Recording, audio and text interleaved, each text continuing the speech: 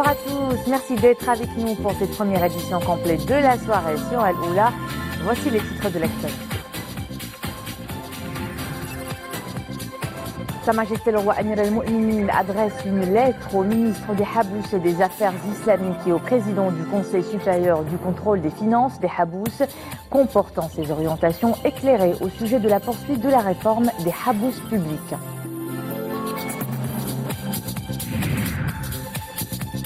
Les prix de certains légumes et fruits ne cessent d'augmenter ces derniers jours, une flambée qui touche particulièrement les tomates en raison de la baisse de la production imputée à la vague de froid qui sévit dans plusieurs régions.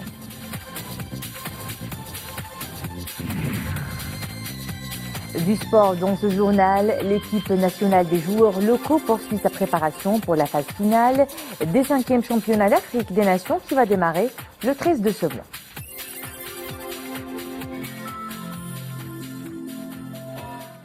Ce communiqué d'abord du cabinet royal soulignant que Sa Majesté le roi Mohammed VI Amir al-Mu'minin a adressé une lettre au ministre des Habous et des Affaires islamiques et au président du Conseil supérieur du contrôle des finances des Habous, comportant ses orientations éclairées au sujet de la poursuite de la réforme des Habous publics. Le texte du communiqué du cabinet royal avec Mohamed Elishkar. Dans le cadre de la sollicitude constante dont Sa Majesté le roi Mohammed VI Amir al-Mu'minin, que Dieu l'assiste, entoure le champ religieux et notamment le secteur des Habous, Sa Majesté le roi a adressé une lettre au ministre des Habous et des Affaires islamiques et à Monsieur le Président du Conseil supérieur du contrôle des finances des Habous, comportant ses orientations éclairées au sujet de la poursuite de la réforme des Habous publics, à l'effet de leur préservation, leur valorisation et leur bonne gestion, et ce, eu égard à leurs nobles objectifs et leur grande contribution dans le développement économique et social de notre pays, outre leur symbolique spirituelle et leur place dans le domaine des œuvres de bienfaisance et de la consécration de la solidarité sociale. Et à cette occasion, et partant de ses prérogatives religieuses et constitutionnelles, Amir al-Mu'minin a rappelé les initiatives entreprises par le souverain en vue de promouvoir l'institution des Habous en ce qui concerne aussi bien son cadre juridique que ses mécanismes de gestion et de suivi, y compris le Code des Habous et la création du Conseil supérieur du contrôle des finances des Habous. Il est notamment indiqué dans la lettre royale: en vue de parvenir à cet objectif, nous tenons à rappeler au préalable les objectifs fondamentaux de cette réforme, à savoir la préservation des biens des Habous publics, l'augmentation de leur rentabilité et leur promotion pour garantir une plus grande contribution au développement durable du pays, et ce, conformément aux dispositions du Code et de l'esprit des Habous. À cette occasion, Sa Majesté le roi Amir al-Mu'minin, que Dieu le préserve, a bien voulu donner les orientations suivantes. Nous invitons l'administration en charge de cette institution à élaborer un projet de stratégie sur le long terme visant la modernisation de ses méthodes de gestion, lequel projet sera soumis à notre haute appréciation dans un délai de 6 mois. Ce projet doit être élaboré dans un contexte prenant en compte aussi bien les contraintes que les opportunités. De même, ce projet doit être suffisamment détaillé en termes d'objectifs à atteindre, de moyens mobilisés et du résultat qualitatif à réaliser, tout en fixant un échéancier précis d'exécution. Cette stratégie doit inscrire parmi ses priorités un inventaire définitif de l'ensemble des biens Habous publics, outre les mesures devant être prises en vue de leur préservation aussi bien au niveau juridique que matériel. Cette stratégie devrait en plus se baser sur une politique ambitieuse et réaliste, dans l'objectif de promouvoir et de valoriser les Habous publics, en veillant à ce que tous les projets soient en leur faveur. Et la lettre royale d'ajouter: après approbation par notre Majesté, cette stratégie devra constituer une référence obligatoire pour l'administration en charge des Habous au moment de l'élaboration des budgets annuels, ainsi que pour le Conseil supérieur du contrôle des finances des Habous publics dans le cadre des évaluations périodiques qu'ils réalisent. Et afin que les avis du Conseil supérieur du contrôle des finances des Habous publics relatifs au respect de la charia s'imposent à l'administration en charge de la gestion des Habous publics, ils doivent désormais être soumis à l'approbation du Conseil supérieur de l'ulama qui devra informer de sa décision l'administration des Habous et le Conseil en charge du contrôle. L'administration des Habous publics est tenue de se conformer strictement aux procédures et aux mesures relatives à l'organisation budgétaire, financière et comptable, ainsi que celles ayant trait aux dépenses publiques. L'administration responsable de la gestion des Habous publics doit veiller à mettre à profit les remarques et les recommandations pertinentes du Conseil supérieur de contrôle des finances des Habous publics et qui sont issues des opérations d'audit et d'évaluation dont il est chargé en vue de redresser les dysfonctionnements et les manquements constatés. Enfin, sixièmement, le Conseil supérieur de contrôle des finances des Habous publics doit désormais adopter la règle d'opposition dans son rapport annuel soumis à notre haute attention en incluant une partie dédiée aux réponses du ministre en charge des Habous. À la fin de cette lettre royale, Amir al-Mu'minin a appelé le ministère des Habous et le Conseil supérieur de contrôle des finances des Habous à œuvrer de concert en tant que partenaires exemplaires dans un climat empreint d'une pleine coopération afin de promouvoir les Habous publics et réussir l'œuvre de réforme et de modernisation que connaît cette institution authentique. Sa Majesté le roi Mohammed VI a également insisté sur la nécessité de respecter les orientations contenues dans cette lettre, appelant à leur mise en application immédiate et à informer le souverain des résultats des rapports annuels à ce sujet, sachant que les amendements nécessaires qui seront apportés au mécanisme juridique y afférent seront publiés prochainement. Place maintenant aux couleurs du ciel. Un temps instable dès ce soir. De fortes rafales de vent souffleront jusqu'à 100 km/h dans plusieurs régions. De fortes pluies, parfois orageuses, sont également prévues. Nous en saurons plus avec Hossein Abed de la Météorologie nationale. Donc à partir de cette nuit du vendredi jusqu'à la journée du samedi, dimanche, jusqu'à la journée du lundi, la situation météorologique va être caractérisée par des pluies qui vont être généralisées et qui vont intéresser le nord, le centre et l'est du pays avec une baisse des températures. Ces pluies seront modérées, assez fortes, notamment sur les plaines atlantiques nord, les reliefs de l'Atlas, et vont être accompagnées par des chutes importantes de neige, notamment sur le hauteur du haut et moyen Atlas, le Rif et aussi les hauts plateaux orientaux au-delà de 1000 mètres. Cette perturbation va être accompagnée par des vents forts, notamment sur les plaines atlantiques nord, avec des vents qui vont aller de 70 jusqu'à 100 km à l'heure, notamment sur les plaines atlantiques nord et les régions intérieures et les reliefs aussi l'est du pays, le nord-est du pays. Et aussi on note qu'il y aura un refroidissement des températures à partir de la journée du dimanche, lundi jusqu'à mardi. On note aussi que la mer est très agitée à forte, notamment ce week-end, avec une hauteur de houle qui va aller jusqu'à 4, voire jusqu'à 6 mètres. Des pluies qui vont notamment intéresser l'Arrache et ses terres très fertiles, une région agricole par excellence. Comme beaucoup d'autres régions, elle bénéficie du soutien du plan Maroc Vert.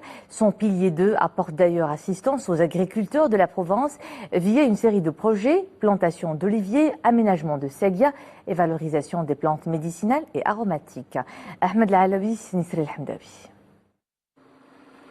De l'effort, mais dans la bonne humeur.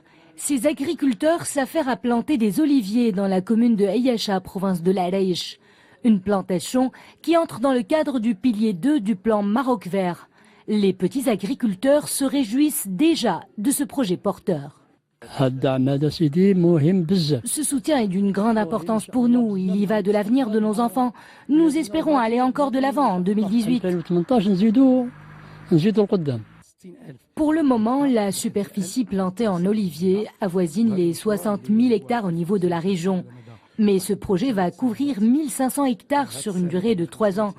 Et tout au long de cette année, nous allons planter 500 hectares d'oliviers avec un coût global de 33 millions de dirhams. Autre projet accompagnant cette opération de plantation, l'aménagement des séguias dans la commune de Ayacha. L'idée est de rationaliser l'utilisation des eaux d'irrigation. Une aubaine pour les paysans. Ils nous ont construit des sagas. Ainsi allons-nous pouvoir irriguer nos cultures et abreuver notre cheptel.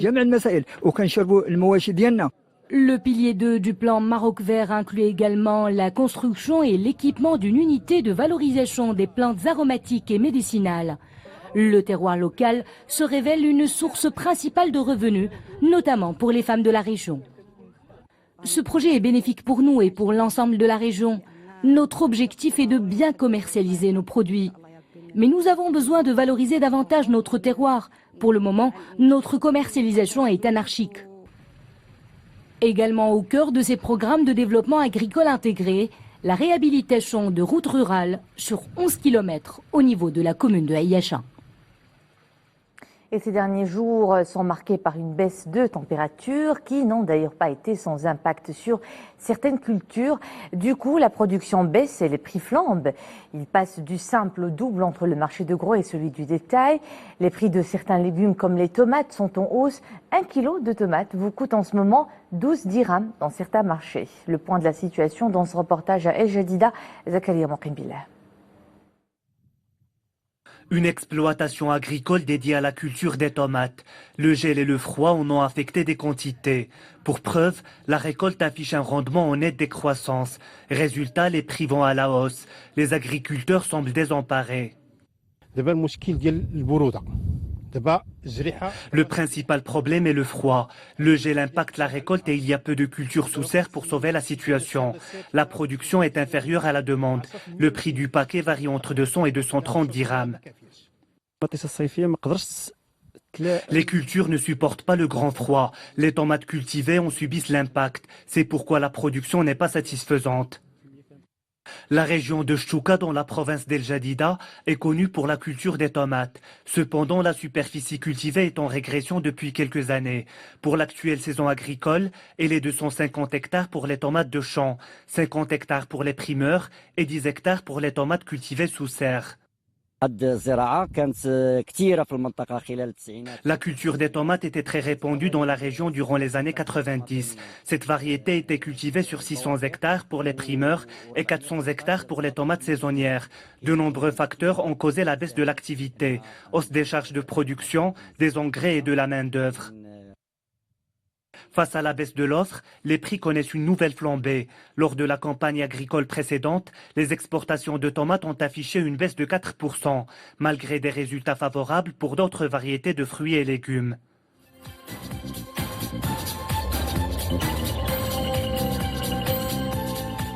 À la une de l'actualité internationale, le bilan de l'attentat suicide qui a secoué Kaboul hier soir a été revu à la hausse. 13 morts désormais, tous des policiers. L'attaque a été revendiquée par le groupe terroriste État islamique. L'attentat s'est produit lorsqu'un kamikaze s'est fait exploser près d'un groupe de policiers. C'est la première du genre depuis l'événement du Nouvel An qui succède à une année meurtrière dans ce pays.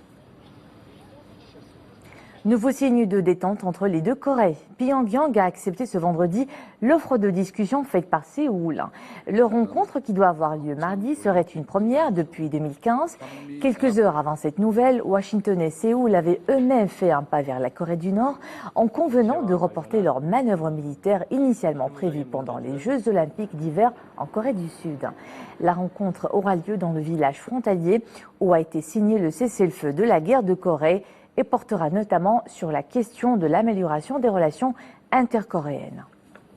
Après le froid polaire, une forte tempête de neige paralyse le nord-est des États-Unis.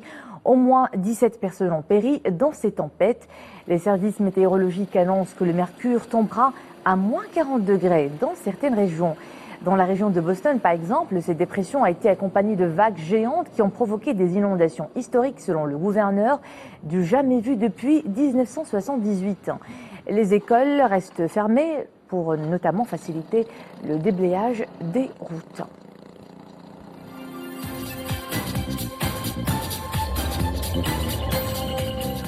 La première participation officielle du Maroc au Salon mondial de l'électronique de Las Vegas a été annoncée ce vendredi à Rabat lors d'une conférence de presse dédiée à la présentation des 9 startups marocaines qui prendront part à cette manifestation d'envergure. Il s'agit d'une mise en lumière énorme pour les innovations marocaines à l'échelle internationale, comme nous l'explique Hafed Grieger, vice-président du cluster électronique, microélectronique et mégatronique du Maroc. Ce qu'il faut savoir, c'est que c'est une participation historique du Maroc, la première participation officielle du Maroc au sein du CES Las Vegas, qui est le Consumer Electronic Show, qui est considéré par les experts le plus grand salon mondial d'exposition de produits en nouvelles technologies et en électronique.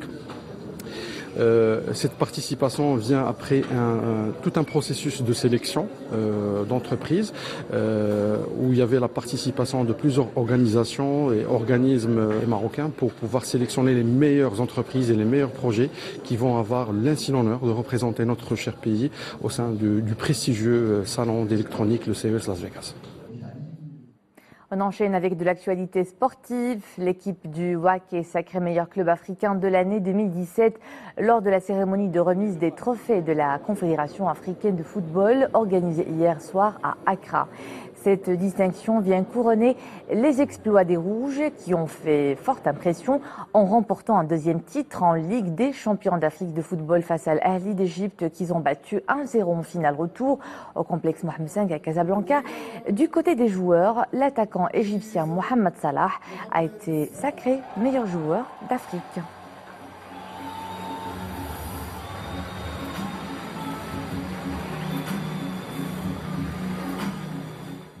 Sport toujours, l'équipe nationale des joueurs locaux poursuit sa préparation pour la phase finale du 5e championnat d'Afrique des Nations 2018 qui se tiendra du 13 janvier au 4 février à Tanger, Casablanca, Marrakech et Agadir. À quelques jours du début de la compétition, Jamal Slami, le sélectionneur des joueurs locaux, se dit confiant, prêt pour disputer le tournoi et aller jusqu'au bout. Btissam Oudris et Souad Anachet.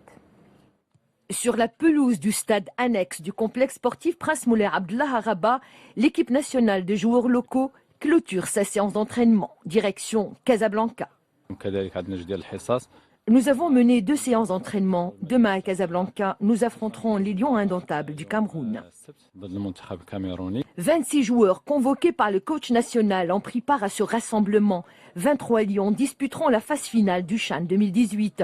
Ils auront la lourde et non moins exaltante mission d'aller le plus loin possible dans cette compétition, surtout après la qualification des Lions de l'Atlas au mondial et le sacre du WAC.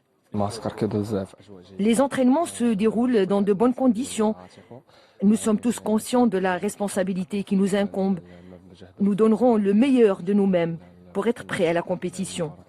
Le test de demain contre le Cameroun en match de préparation sera l'occasion pour les locaux de faire leurs preuves et surtout convaincre. Et on leur souhaite bonne chance pour cette compétition. Fin de ce journal. Merci à vous de nous suivre. L'info est de retour à 20h30. J'aurai le plaisir de vous retrouver demain à 18h30.